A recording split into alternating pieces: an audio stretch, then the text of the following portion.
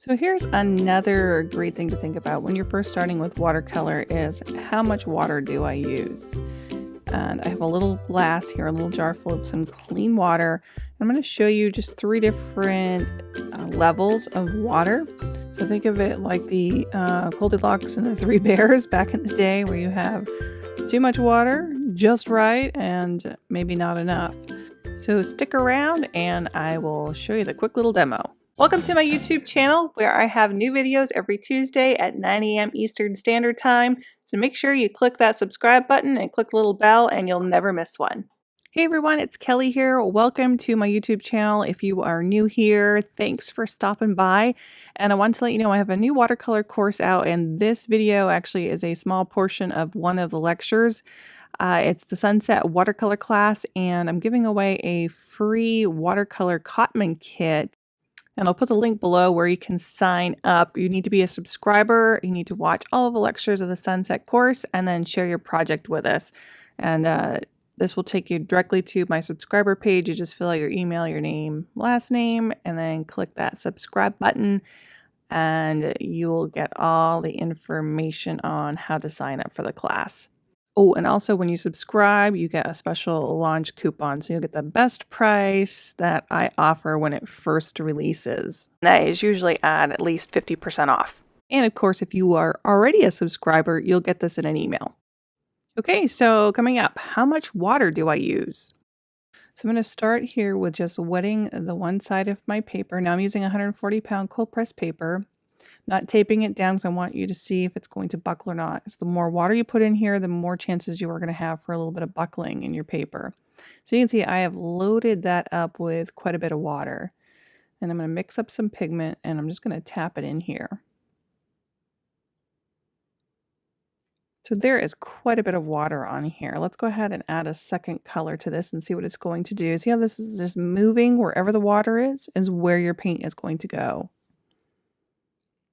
A little bit of purple in here.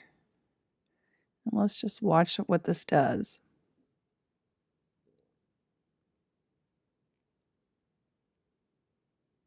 Now, as I said, this is quite wet at this point. There is a lot of water here. Now what's going to happen is this is going to blend a little bit more because there is so much water. As that continues to move around, those colors are going to blend and they're almost going to fade out. So let's try just a little bit of water here and try the same thing. You can see I don't have the large puddle of water. It's just damp. Similar colors at this point. We'll go ahead and put that second color in here. I'm going to clean up that edge just a little bit because I don't want that to run into the other one. If you've worked with watercolor for a while, you know that if it's wet and those two meet, it will go right into the other set of colors. So it's really important to put it down, put your color down only where it's wet if you're going for this look. So I'm going to try just very little water here. Now you can see that the pigment is a lot darker. It's not getting a whole lot of movement because it's quite dry. We're going to tap in a little bit of that red again to make some purple. And because I'm putting wet onto wet here, you're getting a little bit more bloom, but you can see the outer edge is very dry. So I don't see that that's not going to move a whole lot. Whereas on this one, you can see how that's really spreading. So this middle one is really what we're going for in the final project. If you want to have that lovely watercolor sky that just blends naturally, the middle section is going to be the way you're going to want to go. Now the left side is still pretty, but it's going to mute those colors a lot, and it's a lot of water.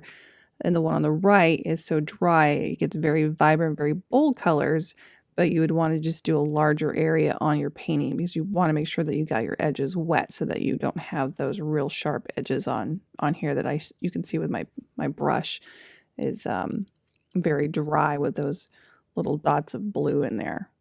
So the second one is blending quite nicely. Now these are both going to, once we dry it, are going to lighten up a little bit. And you can see the puddle is just blowing all over the place with the first one.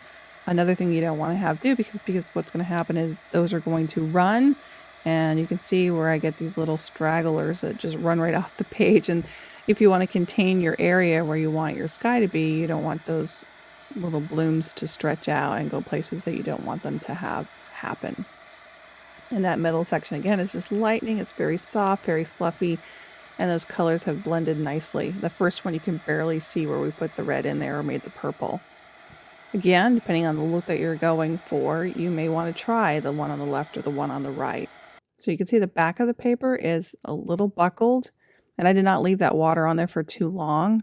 And that's another reason why I like to tape down my paintings when I'm doing these, because that will help minimize that buckling, and the less water you have will help minimize the buckling. So I hope you enjoyed that, and if you did, give it a like and a share, and check out the new course. I would love to see you in there, and I hope you guys all have a great week. Take care.